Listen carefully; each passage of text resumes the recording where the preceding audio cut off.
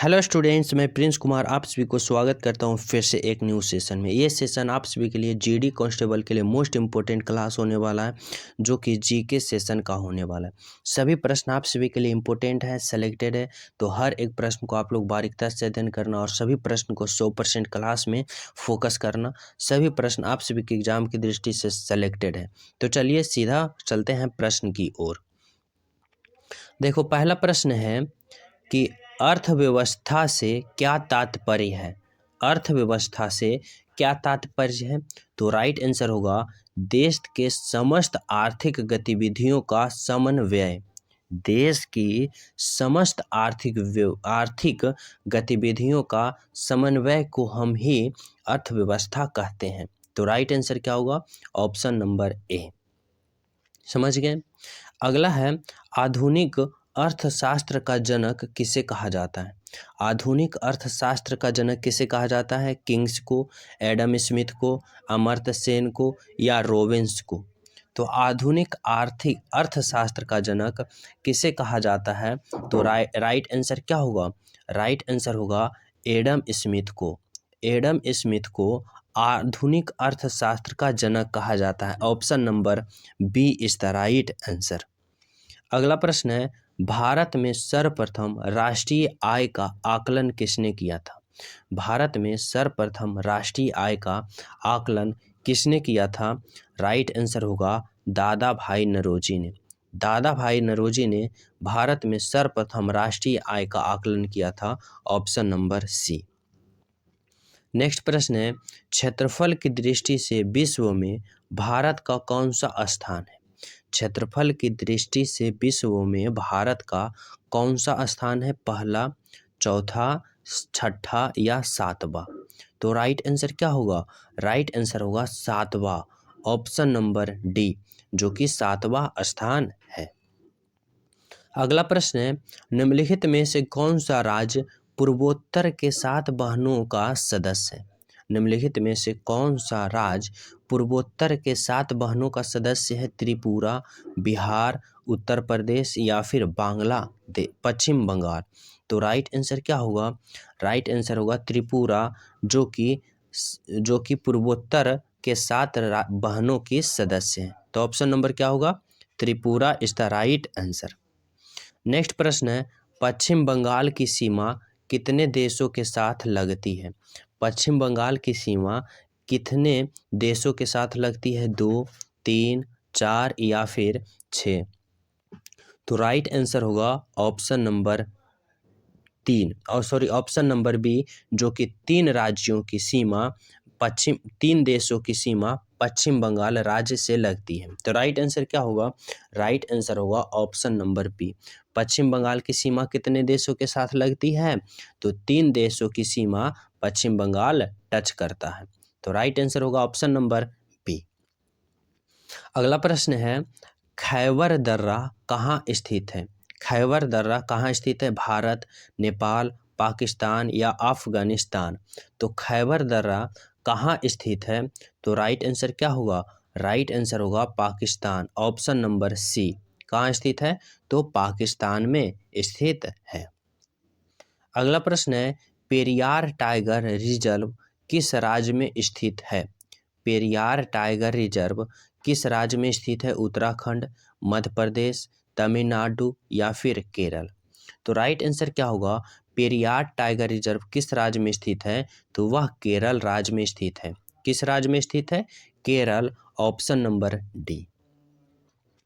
अगला प्रश्न है का कंचनजंगा राष्ट्रीय उद्यान किस राज्य में स्थित है।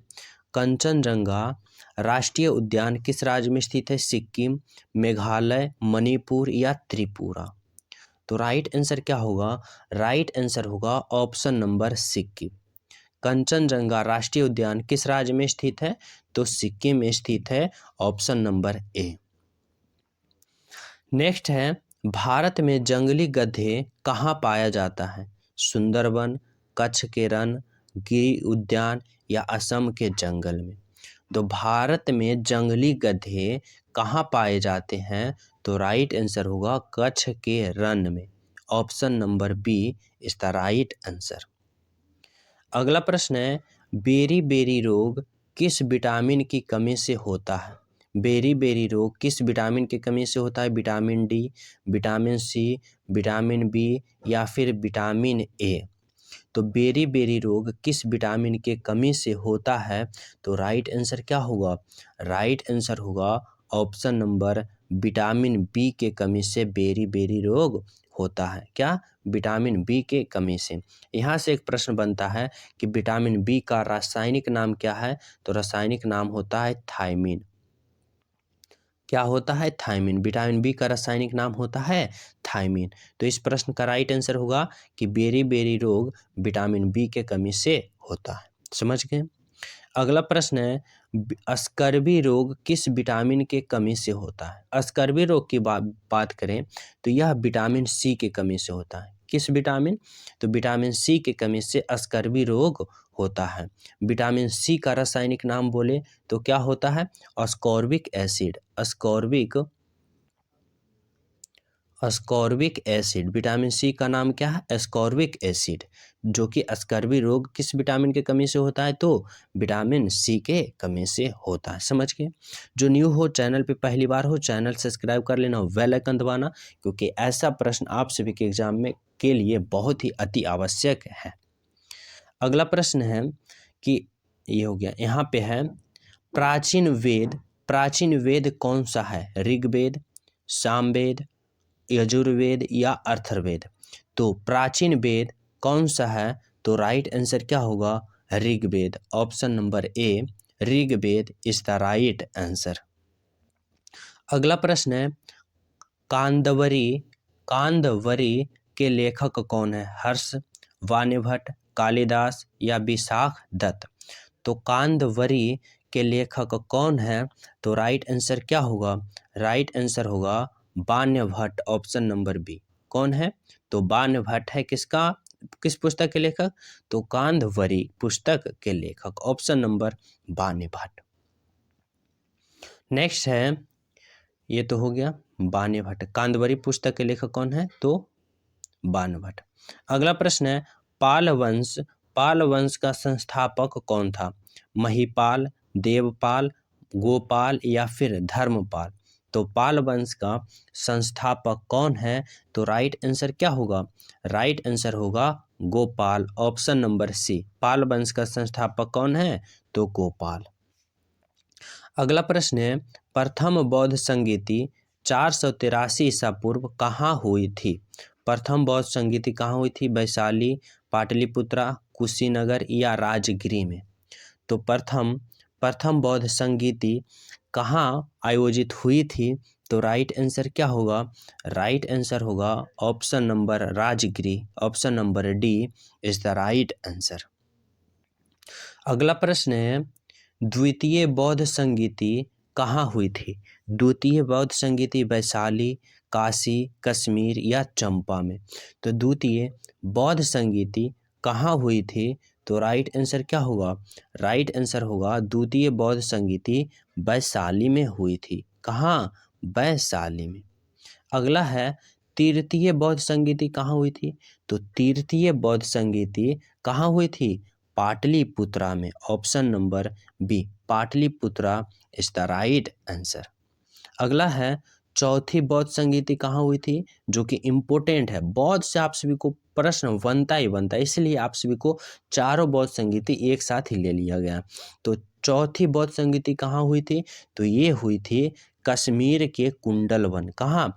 कश्मीर के कुंडलवन में। ऑप्शन नंबर सी, जो कि आप सभी के लिए बहुत ही ज़्यादा इम्पोर्टेंट है। तो राइट आंसर क्या होगा? कश्मीर के कुंडलवन में। अगला प्रश्न है जमशेदपुर शहर किस नदी के किनारे स्थित है? जमशेदपुर शहर किस नदी के किनारे स्थित है? गंगा, महानदी, चिनाब नदी या फिर स्वर्ण रेखा नदी। तो राइट आंसर क्या होगा? जमशेदपुर शहर किस नदी के किनारे स्थित है? तो राइट आंसर होगा स्वर्ण रेखा नदी के किनारे। तो आज आप सभी के लिए 20 प्रश्न मोस्ट इम्पोर्टेंट प्रश्न था। तो जो न्यू हो चैनल पे पहली बार हो चैनल सब्सक्राइब करके इस सीरीज से जुड़ जाना, क्योंकि आप सभी के लिए ऐसा सीरीज एग्ज़ाम की दृष्टि से पहुंचना अति आवश्यक है। तो आप लोग चैनल सब्सक्राइब कर लें ताकि आप सभी के पास ऐसा कंटेंट जल्द से जल्द पहुंचे और नोटिफिकेशन ऑन कर लेना। वीडियो को लाइक ज़रूर करना। मिलते हैं आप सभी को अगले क्लास में। जब तक सभी को जय हिंद।